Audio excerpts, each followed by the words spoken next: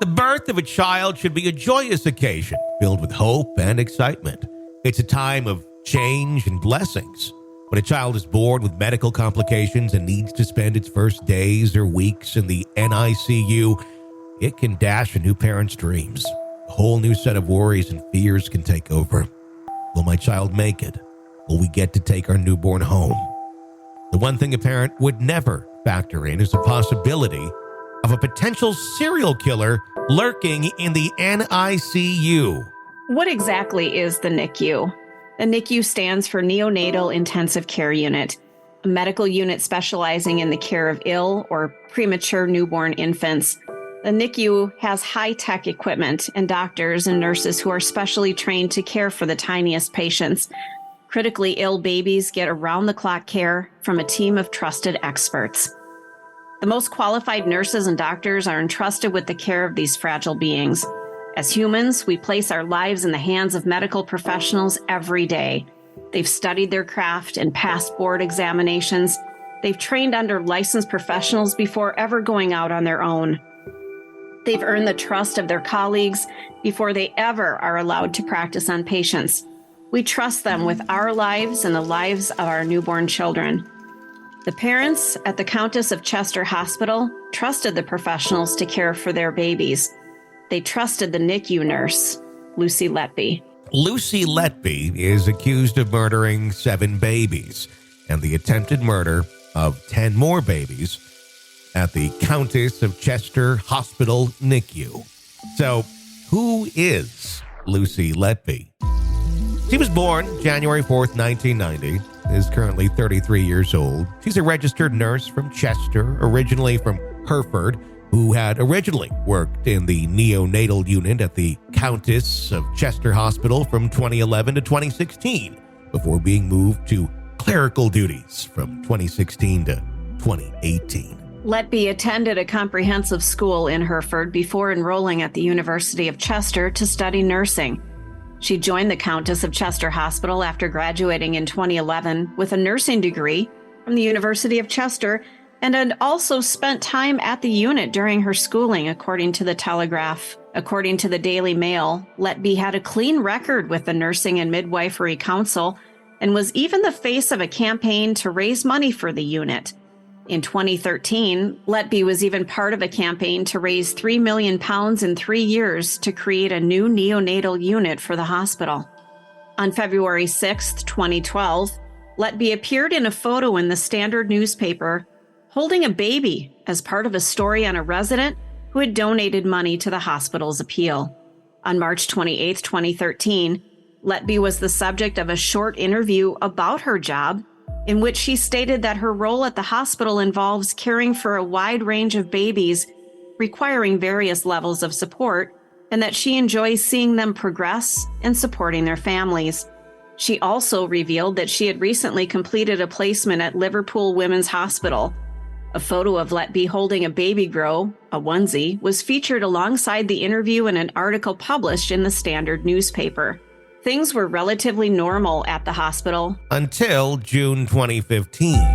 From June 2015 through 2016, the hospital began to see an unexplainable rise in babies crashing, collapsing in the NICU. Of course, being a critical care unit, they thought there was a medical root cause to the cases. At first, this continued until February 2016, when one doctor was not comfortable with Lucy Letby being left alone with the babies, as he had suspicions and noted that events happened while she was on duty.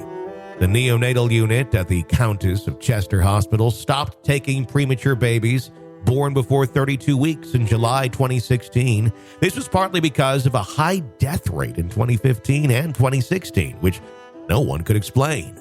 Instead, these babies were sent to other hospitals in the northwest of England, such as Alderhay. The Embrace UK report, Mothers and Babies Reducing Risk Through Audits and Confidential Inquiries Across the UK, discovered a neonatal death rate that was at least 10% higher than expected between June 2015 and June 2016 at the Countess of Chester Hospital. A statement from the Countess of Chester Hospital said, The trust and its doctors have continuing concerns about the unexplained deaths and are very keen to understand that everything possible has been done to help determine the causes of death in our neonatal unit between June 2015 and June 2016. As a hospital, we have taken the clinical review as far as we can. We have now asked for the input of Cheshire Police to seek assurances that enable us to rule out unnatural causes of death. The Royal College of Pediatrics and Child Health did the review earlier in the year. The results showed 24 ways to make things better, and the hospital said that all of them were now being done. Countess of Chester Hospital Medical Director Ian Harvey said approaching the police was not a decision they had undertaken lightly. He said, "We are deeply sorry for the further distress and heartache this will cause. Throughout this, we have never lost sight of the families left bereaved by the loss of their baby, and they will continue to be our main concern. At every point where the hospital has been able to share information with families and the public, we have done so. Approaching the police is not something we have undertaken lightly. This is to ensure we have been completely thorough in understanding what has happened here and to get the answers we and the families so desperately want." He said specifically trained officers from the police have been in contact with those families directly affected, and the hospital would continue to provide support where it is appropriate. "Our focus at this time is on supporting our staff and those patients receiving care at the hospital," he added. Despite this report finding some staffing levels inadequate, the Foundation Trust was unable to identify the fundamental causes of the high mortality rate, with the independent report similarly finding no single cause or factor identified to explain the increase seen in the mortality numbers. In May 2017, the Foundation Trust brought the police in to assist with the ongoing review, stating this was to seek assurances that enable us to rule out unnatural causes of death. At the time of her arrest in July 2018, Letby was still working at the hospital, but she had been moved from the neonatal ward to clerical work where she wouldn't have access to children. This was done because hospital consultants thought that the high infant mortality rates between 2015 and 2016 were not medically explainable and were the result of Lucy Letby's actions. Lucy Letby was taken into custody in 2018 on suspicion of 8 counts of suspected murder, 6 counts of attempted murder. The investigations that led to her arrest were extensive. She was allowed to go free on bond pending the outcome of the investigation. The second time Letby was arrested in 2019, she was accused of 8 murders and 9 attempted murders. However, she was again released on bail while the case was still being looked into. The last time Letby was taken into custody was in November of 2020, and after that, she was charged with 8 counts of murder and 10 counts of attempted murder. The proceedings in Letby's trial began in October 2022 and are expected to last 6 months. The names of the babies have not been released. They've been simply labeled Baby A all the way through Baby Q. We're now going to dive into what we know about each and every baby, starting with Baby A. Baby A was a newborn twin. He died at the Countess of Chester Hospital following a sudden collapse just more than 24 hours after his premature birth. Baby A and his sister Baby B were moved to the hospital's neonatal unit on the evening of June 7, 2015. The pediatric doctor, Dr. Sally Ogden, clocked off on June 8th just before Baby A's rapid deterioration on the night shift. Medics tried to resuscitate him, but their efforts were in vain as he was pronounced dead shortly before 9 p.m. Within 90 minutes of starting work, Letby, age 32, is said to have killed Baby A by injecting a lethal dose of air into his veins just before his collapse. A fellow physician informed Dr. Ogden and her team that Baby A had passed away during the evening when she reported for duty the next day. The doctor stated in a witness statement, "I remember this came as a major surprise. It came out of nowhere and was quite disturbing. Throughout the day, Baby A displayed no indications of any issues. He was doing fine. I was not worried about him or his twin sister." Expert Dr. Dewey Evans was approached by the National Crime Agency to review the case in 2017. Dr. Evans told the court recently that a review of baby A's records showed that the baby boy was in a stable condition before his collapse. He said he was as well as could be expected. All the markers of well-being were very satisfactory. He was doing really, really well, and everyone on the unit would have been really pleased with the way he was. Dr. Evans said the circumstances of baby A's collapse led him to the conclusion that air had somehow gotten into his circulation. He ruled out other conditions such as sepsis, a lack of fluids, or high hypoxia as causes or contributing factors to the collapse. He said he had only one conclusion, that baby A had received an air embolism through an intravenous line. He said, with the systems in place and the medical equipment and staff being obsessive about making sure patients were not injected with air, there was no way this could have been done by accident. A nurse, Melanie Taylor, told the jury of 8 women and 4 men that she handed over the care of baby A to Letby at the end of her shift on June 8th. Giving evidence screened from the public gallery and the defendant, Ms. Taylor said baby A was in receipt of respiratory support and was stable but did not have intravenous fluids for a couple of hours. The court heard that there were a few hiccups. First, a cannula to a blood vessel stopped working. Then there were 2 failed attempts to put a catheter in the right place, but this would not have caused rapid deterioration. A long line plastic tube was eventually fitted, and fluids were given at 8:05 p.m. This was co-signed by Nurse Taylor and Nurse Letby. Ms. Taylor said she was typing up notes at a nearby computer when baby A started deteriorating. She said his heart rate and saturations dropped, and Lucy Letby was standing by the incubator. Initially, I stayed there by the computer because he was fairly stable and Lucy was there. When I actually realized he was not recovering from the deterioration, I got up to help. She remembered Letby giving baby A breaths through a face mask at some point, but her memory of the resuscitation efforts was vague. Miss Taylor said it was a bit of a blur.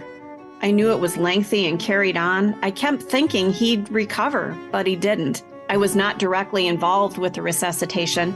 From what I remember, I was drawing up the emergency drugs, the adrenaline, for someone to administer.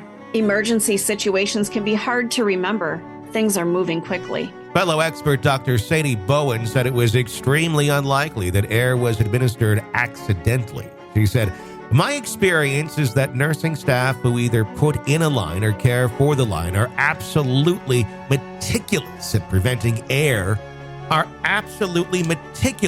preventing any air getting into those lines.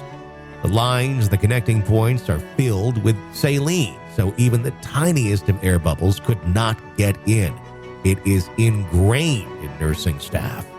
She said the amount of air likely to be fatal in an infant such as baby A, who weighed just 3 pounds 5 ounces at birth, was a teaspoon of air.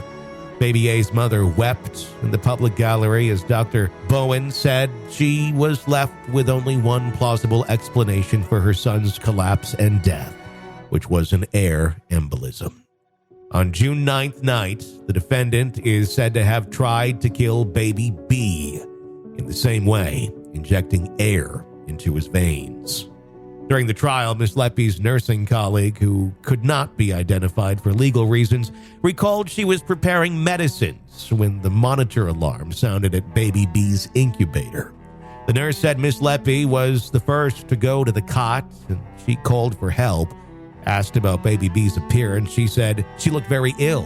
She looked very like her brother did the night before. Pale, white, this purple, blotchy discoloration. It was all over her body. I just remember thinking, not again. To see his sister with the same appearance. A breathing tube was inserted and baby B started to stabilize quite quickly, said the witness, who was giving evidence screened from the public gallery, and the defendant. A breathing tube was inserted and baby B started to stabilize quite quickly, said the witness. She said baby A's deterioration was very sudden and to an unusual degree. Babies can become very ill very quickly, but there is usually some indication that this is happening. We had no undue concerns. To go from that is very unusual. And then baby B had been good throughout the evening for me, and then she became very ill very quickly. She deteriorated very quickly, and there was this discoloration. You never want any baby to die. You want to help them go home to their families. That's always been my goal. Baby B recovered and was eventually discharged a month later.